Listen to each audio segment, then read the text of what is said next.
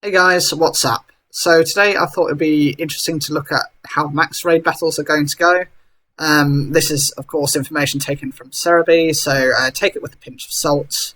The information is usually of decent quality, so it can be relied upon, and a lot of this was featured within E3 as well as past. So what are max raid battles? They are a multiplayer feature that uses the Dynamax idea. So the Dynamax is you've got these giant Pokemon that are set within certain locations. You've got the little stone monument things with little red beacons that fly into the sky.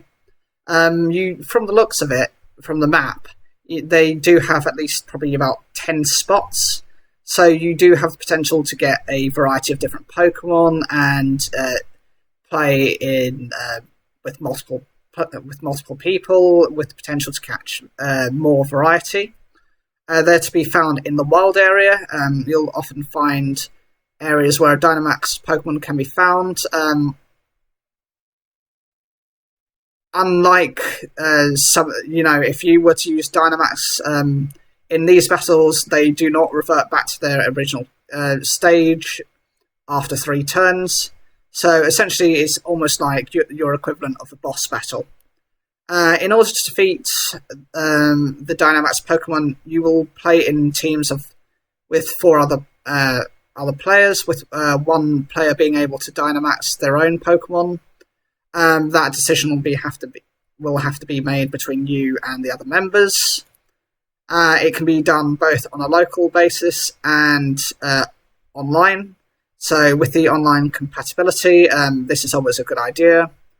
You can join with strangers or you can play with your friends.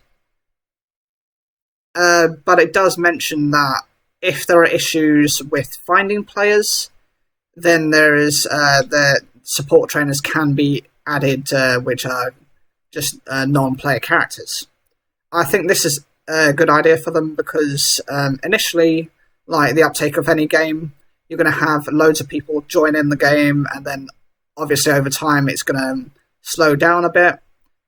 Also, potentially you have to look at time differences as well. For example, I live in the UK. Us, compared to some of the time zones in America, are completely different. Whilst they're going to bed, we're up, and vice versa. And so even if you have friends in different countries, it can be potentially quite difficult to get in contact with them. And so always having that option is always a good thing. Also, is to do with your connectivity. If you're in a particular area that just has bad connection, at least you have alternative options.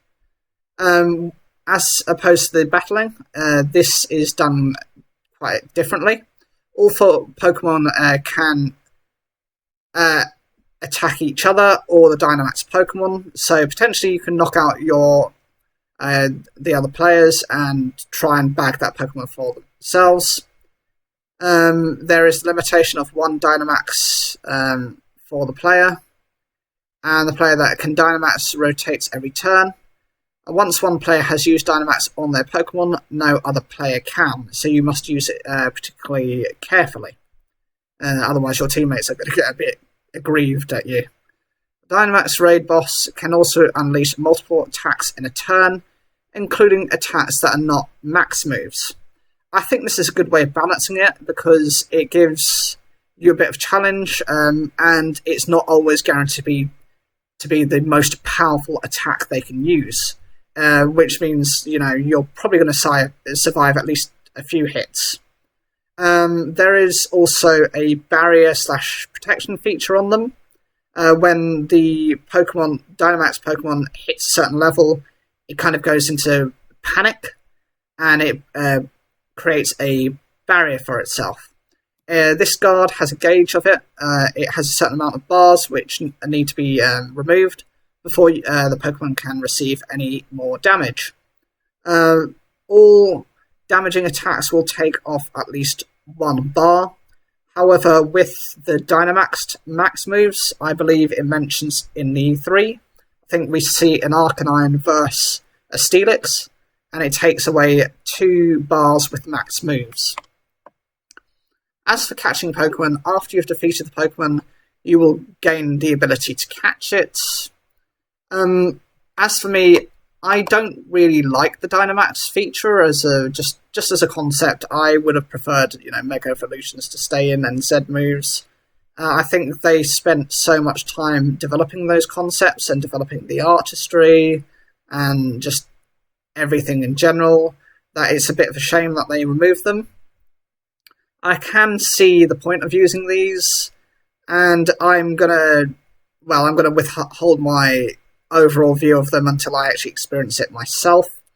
Who knows, maybe I'll change my mind over the connectivity, maybe they create more challenges. And they have mentioned for those players who do not catch the Pokemon, there will still be like extra XP for your Pokemon, and maybe some items to be distributed. So you might get some of those special evolution items, some of the stones, some of the trade-based items like Protector for Rhyperior, Magmarizer or Electricizer, or some of the other ones. So it is to wait and see how it goes. If you liked the video, please make sure to like the video. Make sure to comment whatever you think of Max Raid battles. Do you enjoy them? Is it something you expected or unexpected? And which Pokemon do you think we're going to receive in these battles? And also make sure to subscribe. Thank you very much, and I'll see you later.